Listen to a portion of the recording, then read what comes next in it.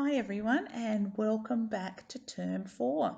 I hope you all had a really great holiday and enjoyed doing some fun things while you were on your break.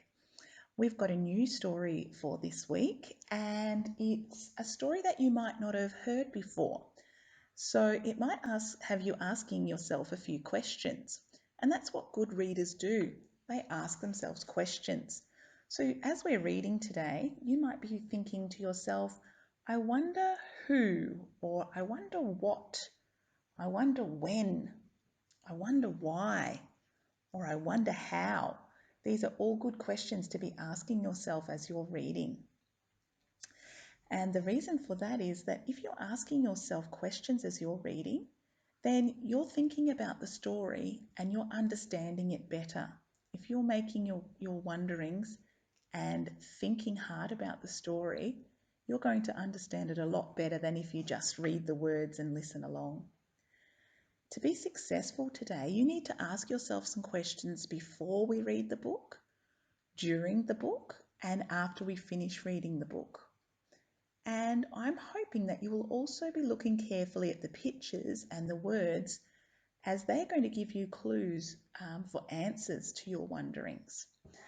All right, let's have a look at the front cover of our new story. This is it. It's called The Emperor's New Clothes. Have you heard this story before? If you have, I want you to just have a little think about what you remember about it. And if not, you're in for a treat. This is a funny story. Let's have a look and start making some wonderings before we read. Okay, so this book is called The Emperor's New Clothes. As soon as I read that, I start thinking about what or who an emperor is. Is that a word you've heard of before? So my first wondering was, I wonder what an emperor is. The picture might give me some clues to an answer for that. I can see 3 characters on the front cover. There's a little dog, a man in a purple jacket, some fancy shoes.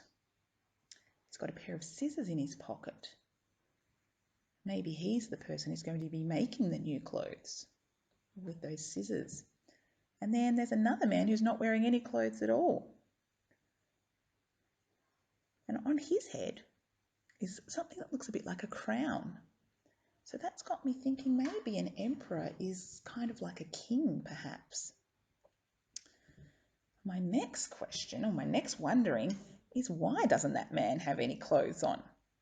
If the book's called The Emperor's New Clothes, I would be expecting to see him in some new clothes. But at the moment, he's not wearing anything. It's a bit strange. And then I'm wondering, why is that little dog looking so surprised? He has his hand up to his mouth and his eyebrows are really high. He's looking surprised or even a little bit worried perhaps. But the other 2 men are smiling. So I'm wondering why that little dog is looking so concerned. All right, let's start listening to the story and see if some of those wonderings will be answered. Once upon a time there was an emperor who loved clothes. He liked looking splendid all the time. Don't I look splendid? He had a different outfit for every day of the year. But the emperor had a problem. He had nothing to wear for the royal procession.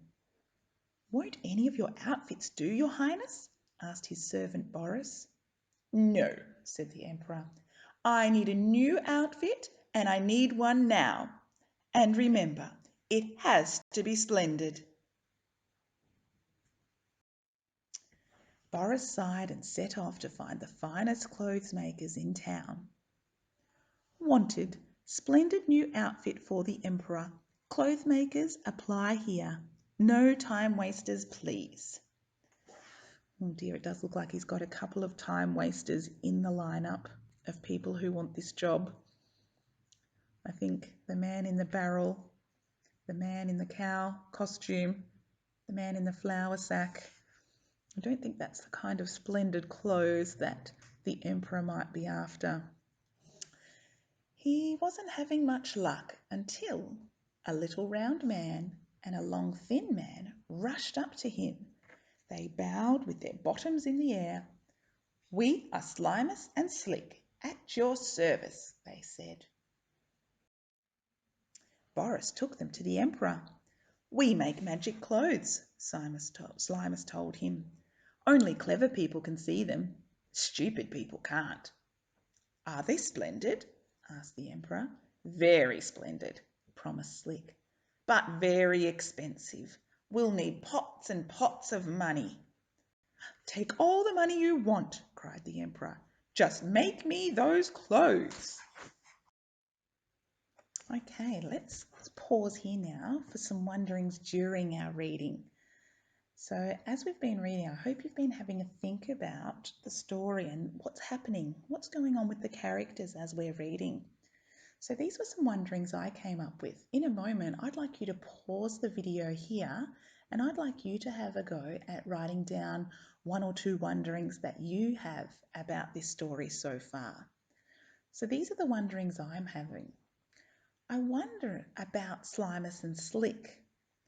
I feel like these two might be up to something. From the look on their faces, if you go back and have a look at the last slide, you can see, I don't know, they don't look very trustworthy to me. They look like they're being a little bit sneaky.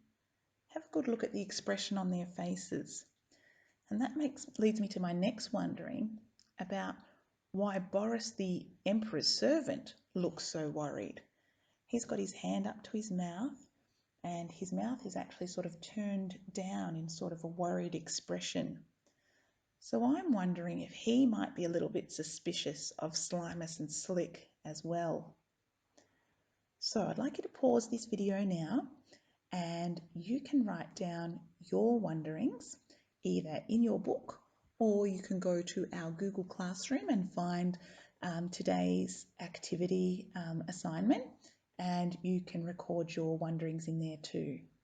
Okay, it's up to you to decide where to write them today. So once you've had a go at doing that, I'd like you to push play again and we'll have a look at the rest of the story. A week later, the Emperor and Boris went to see Slimus and Slick at work. "Welcome," they said. "What do you think of our clothes?" "Do you see any clothes?"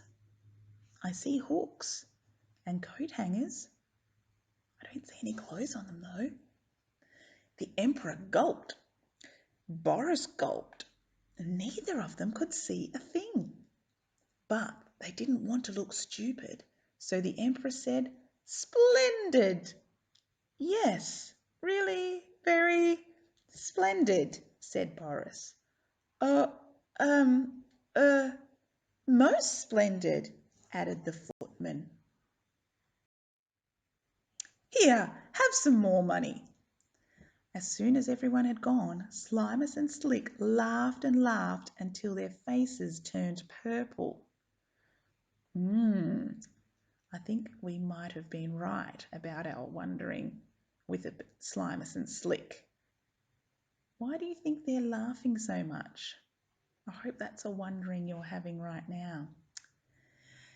Then they ordered a huge feast. "It's hungry work making magic clothes," they said. "This is the life."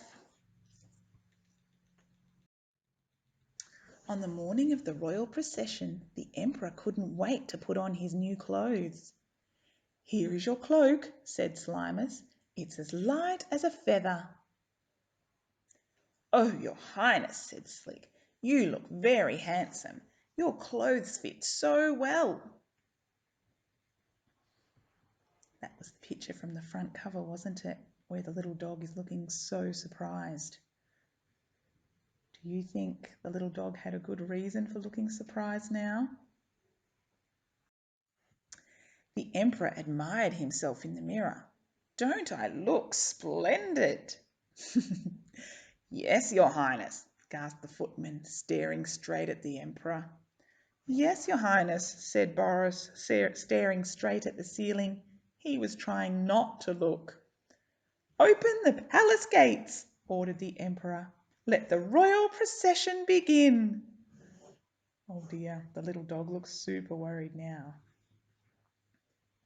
Are you wondering what's going to happen as soon as the royal procession begins? What people will say when they see the emperor? The crowd gasped when they saw the emperor.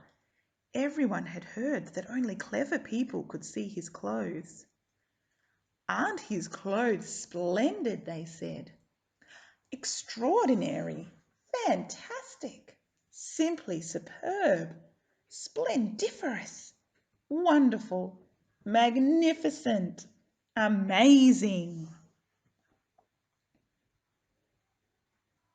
Are you wondering why the crowd are reacting like that?